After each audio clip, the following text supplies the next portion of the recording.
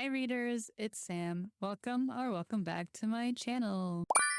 So today we're doing something really different just because I'm actually sick and my voice is kind of shot and I really wanted to do this. It is a tier list of tropes that I love, like, and loathe or hate. Let's honestly just get right into it just because I need to go back to bed and sleep the sickness off. So I have 5 categories here. We have gobble it up, which is something that I find myself saying a lot when I really like a book. Like I rate it 6 stars. Then I have the Debbie Ryan, which basically means, the meme.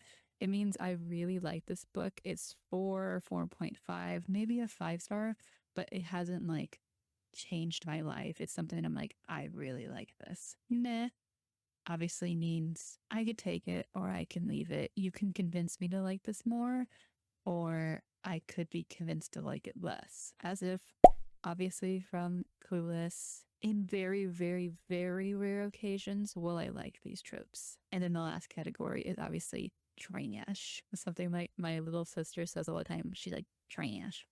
It basically means no, put it in the bin, put it in the trash. It's horrible. I don't like it. We're going to start with this one, accidental pregnancy. I'm putting this one for me as if, because as someone who wants to get pregnant and have kids, I don't mind. But obviously, as a trope, people that have accidental pregnancies, usually in books, they don't want the child or it's just someone that they don't like. You know what? No, actually, trash. Moving it down to trash now that I'm thinking about it because it is, I don't know, I just don't really like this trope too much, but I also haven't read any books that have done this trope justice. Most of the time I see accidental pregnancy and it's with 2 people that really shouldn't get together, but then they end up staying together just for the baby, and that honestly isn't even good for the baby. That actually does no benefit for the baby or for you or for your partner. So we're putting that in the trash. So the next one, Forbidden Love. I'm putting that on Gobble It Up. I'm putting it on Gobble It Up.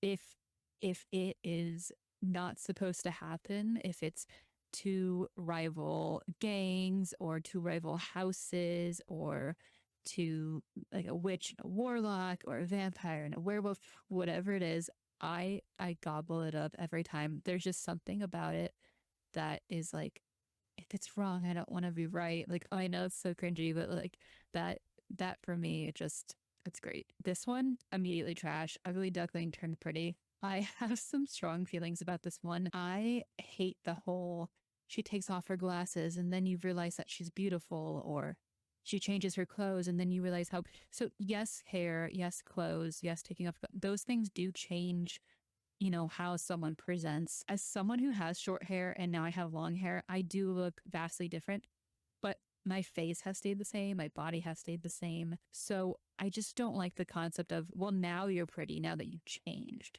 Right person, wrong time. I Debbie Ryan this. I hate to love this trope because you know that they never get together. It irks me in the best possible way because I want to keep reading. So there's no conclusion. There's no point of the book where you're satisfied with how the relationship concludes because they never get together. I don't want to say I gobble it up because it doesn't leave me with a happy satisfaction.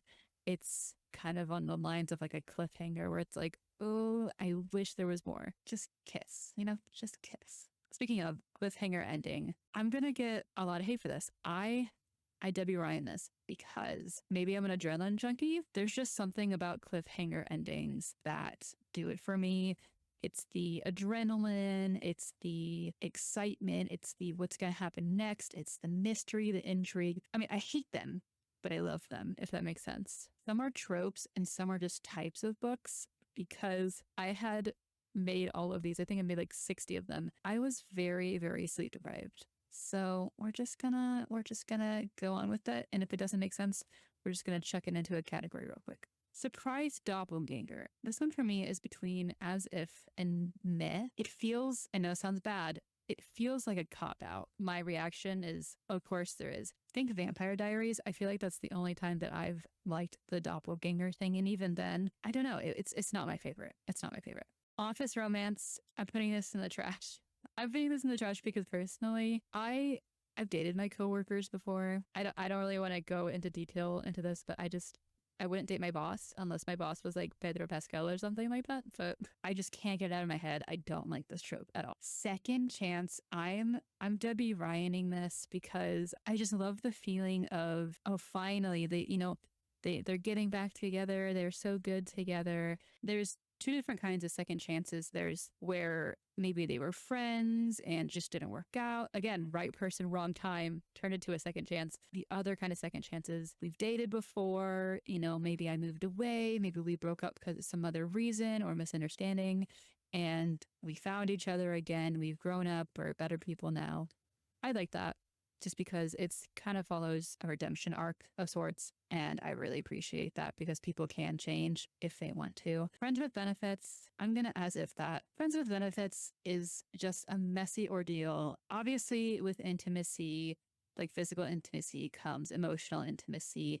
And so people are going to, they're going to develop feelings for each other through physical intimacy, and it turns into emotional intimacy. That's just a natural human reaction when you're sharing your body or your time with someone. This trope just doesn't really do it for me, solely because when I want to read a romance, I want it to be a natural, either a slow burn or something that drives them. There's an obvious wall. They wouldn't do that unless they liked each other a little bit. And you can't tell me that I'm wrong, because you have to like your friend just a little bit more than your other friends if you're willing to do this with them. I hate everyone but you. In real life, this would be so toxic and I would never go for someone like this. But in books, I'm gobbling that up. I love a grumpy man. Cursed object. I'm going to put it in meh because I haven't seen good representation for why the object is cursed, why this person is the way she is, why this object is cursed. How did the magic star? How did the cursing star? Who cursed it? How did she get her abilities? So on and so forth. I need to know. And so I could take this or leave this. It just depends. It's not really a trope. It's more of a genre. So we're just going to go ahead and rate it just because. Cyberpunk, I'm putting in a meh. We're not going to explain it too much. I love cyberpunk. I guess if it was more dystopian cyberpunk, maybe, or rebellion or something like that. But fake dating. I'm going to contradict myself throughout this whole video. It's fine. I'm going to Debbie Ryan fake dating. I love fake dating because it is niche form of forced proximity. I guess in a way, you're forcing two people to fake be in love together. Sports romance. Again, this is not a trope. This is more of a genre, but we're going to put it in meh because I have read some really bad sports romances and I have read some really good ones. So I could take this or leave this. Enemies to lovers, little to no explanation. We're gobbling it up. Something about these two people who either couldn't be more opposite or hate each other's guts or something of the sort. And eventually they start to see the things in each other that they like, and they get closer and closer and closer until they realize I'm in love. Dang it. Mafia criminal. I'm putting it in meh only because I have not read a mafia criminal book. And so this is more of I'm putting it in a safe middle ground because I feel like I would like this, but I just have not had enough materials given to me to know if I love this or not. Friends to lovers. I'm putting in meh because you know how it's going to go. They're just going to slowly fall in love. Though that's a beautiful thing to watch people slowly fall in love. And so I think friends to lovers is a very soft trope. Maybe I just have to be in the mood for.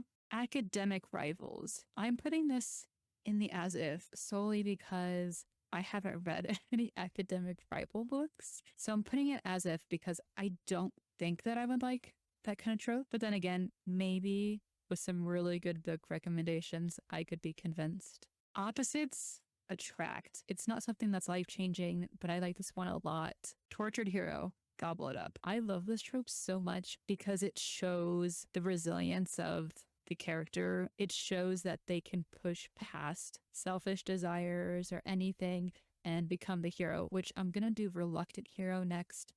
And I'm also going to put that on Gobble It Up just because these are kind of like our anti-heroes, the people that didn't want to be a hero, but there was something, there was a calling, there was a a nudge. There was something that was saying, be the hero, save the day. I just saw anti-hero down here, so we're actually going to add that. That one needs no explanation since I just put that with reluctant hero. We're going to keep that on Gobble It Up just because I love that trope. One bed. The only reason I put it in Debbie Ryan and not Gobble It Up. I love it, but I'm not changed forever by it. However, forced proximity, Gobble It Up. I love forced proximity. What's weird is one bed is a forced proximity, but it's not, just because one of them can choose to sleep on the floor or sleep in a different room or choose something else. Forced proximity, when I think it is, it's something that's like there's no way out. You are forced. You are literally forced together. There's different feelings that come with enemies to lovers, the forced proximity, and then obviously if the character is crushing on someone and there's a forced proximity. So I gobble this up every time. Childhood love, I'm putting with meh, solely because that kind of, for me, goes along with friends to lovers. It's something that I could love more possibly with the right books. Slow burn, I love slow burns. I love the feeling of we're so far into the book and like they haven't touched at all. Like there's no, you're beautiful, you're handsome. Like I love it. I love it because I know that eventually we'll get to that and it's a buildup. Celebrity romance. I'm going to put it in meh. It's not realistic. I love reading about this, or I love watching movies about this. Notting Hill, for example, love that movie. But again, it's something like in my brain that I'm like contradicting myself. It's just something that I can't wrap my mind around, I guess. Okay, this one I'm just immediately putting in the trash. Bully romance. Don't ever recommend me a bully romance, ever. I will not read it. As someone who was bullied in high school, I don't personally get the hype for this. Bully romance is someone who is seeking out someone else to purposely bring them down or physically hurt them, malicious intent, where you want to hurt someone's feelings or you want to physically hurt someone. I know there's people out there that like this type of book, but I just can't wrap my head around it. Gothic fantasy, immediately gobble it up. Love it. If it has gothic fantasy, I'm immediately buying it. So small town romance. And I guess this is more of a small town, contemporary fiction kind of thing. I'm going to put this in as if, because I have read some small town ones that are good, but they're not great. They're not too memorable. They're more of a, oh, that was a good palate cleanser. It doesn't really excite me too much. Contradicting myself. However, small town, dark secret. I'm putting that Debbie Ryan. I love when there's a sinister secret in a small town. You know what? I'm moving this up to gobble it up. A small town is perfect, but there's something eerie. It gives very A24 Stephen King. I love it. I love it. I will always, always, always gobble it up. AI gains awareness. So this is super niche. I'm putting this in Debbie Ryan. The AI gains a sort of sentience. They start to think more human-like. So this pushes the boundaries of science. And I do think about this a lot. I, Robot, which is a Will Smith movie, the AI or the robot gains a sort of emotions and their own thoughts and stuff like that. So it's not something that I've really seen too much of. I do like this trope. I would like to see more of it. I guess I haven't consumed enough media or books to know if I really, really, really like this. Dystopian rebellion. I'm putting that on Gobble It Up. I love dystopian rebellions, Hunger Games, Divergent, things of that sort. The society that is under some kind of, evil reign, or they're under a very strict, almost like communistic rule. When a rebellion rises up, it gives the semblance of hope, and that is something that is innately human. It inspires you. It inspires you to be better, to do better, to not conform. And I really like this trope a lot. Final Girl. I want to put it in a higher category because I have not consumed enough of this trope.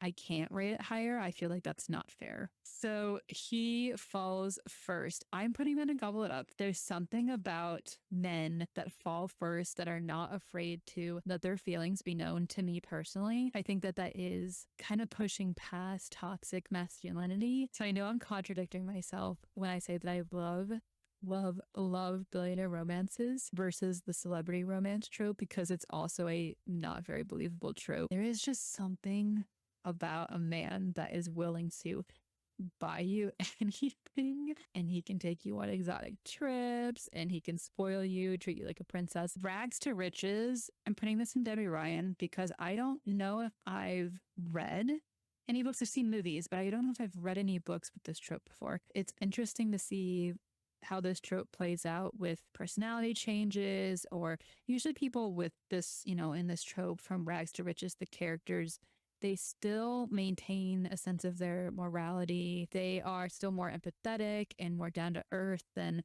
other billionaires or other millionaires. So I do like this trope. I don't know enough about it, but I would like to see more. Alien invasion. This is such a weird trope. I like it. I like it a lot. I've only really seen it in movies. I need to read books about it. If I read more books about this, I think I would like it a lot. So we have marriage at convenience next. I love marriage at convenience so much, especially when they hit the my wife. Like, how dare you talk to my wife that way? Or where's my wife? I love it. I love it so much. I think I would want to read more though. Love triangle.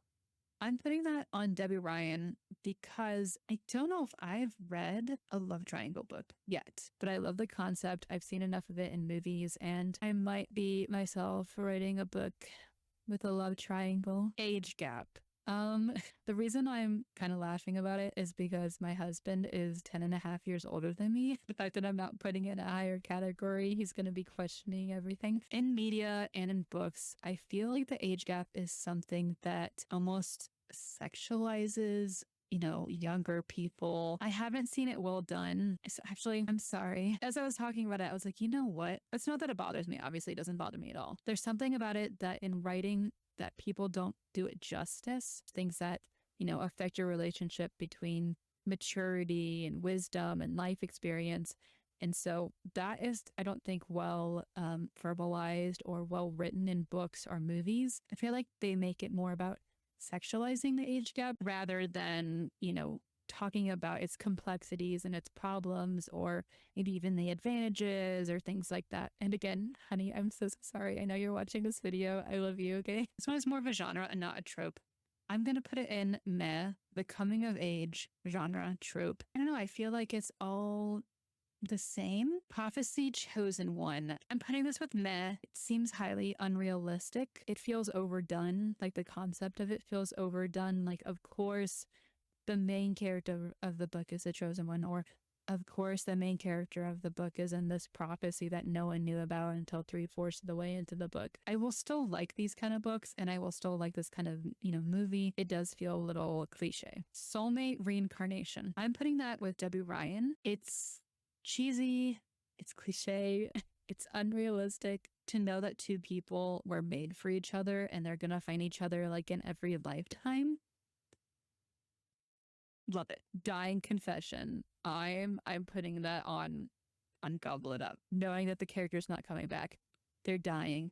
And they're like, I have to tell you, I love you. I have to tell you, it was me who killed your mother. Like, whatever the dying confession is, to know that they had to say it. They had to say this one last thing before they left this world is just, it gets me every time. I will always gobble this up. Secret royalty. I'm putting that in the as if category. How do you not know that someone is royalty? There's going to be obvious signs. The way that they dress, the way that they talk, being followed around by paparazzi. I don't find myself liking this trope a lot. So post-apocalyptic dystopian, we are going to put that in the Gobble It Up. I think this is more of a genre than a trope. I already put the dystopian rebellion here. Anything post-apocalyptic or dystopian, I'm always going to eat that up. It's where my mind, I guess, likes to travel the most, which is concerning. Plot twist ending. So I know that I said that I really like the cliffhanger ending. I'm putting the plot twist ending here as well. I do still like it though. It's something that leaves the reader guessing or assuming what may or may not have happened. So along with cliffhanger ending, a plot twist ending is sort of similar, and it throws you for a loop. It has you thinking, well, why did they do that? Or, what happens next? And I kind of like the suspense, honestly. Amnesia, lost memory. I'm putting this in the as if because I think I could like this more. The Martian, I think, is the only really good example. So that type of amnesia I will like to read in stories, or I will like to watch movies like that, but it has to be done well, if that makes sense. Insta love, immediate trash.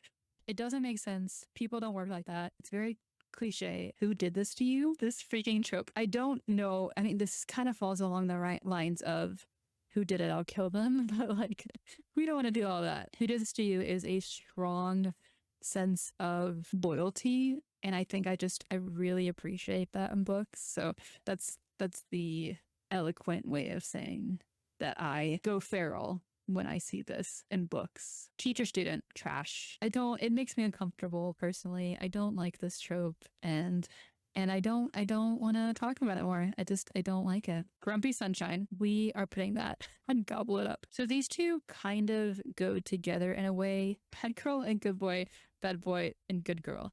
I like this trope a lot. I think it's a subplot of opposites attract, and so that's why I like this a lot. She fell first, he fell harder. I Gobble It Up. That kind of love, that overwhelming, consuming love, I will always gobble up that trope. Magic at a price. I want to love this more, but I haven't read enough. I have just recently read One Dark Window by Rachel Gillig and its sequel, Two Twisted Crowns, which I have the video.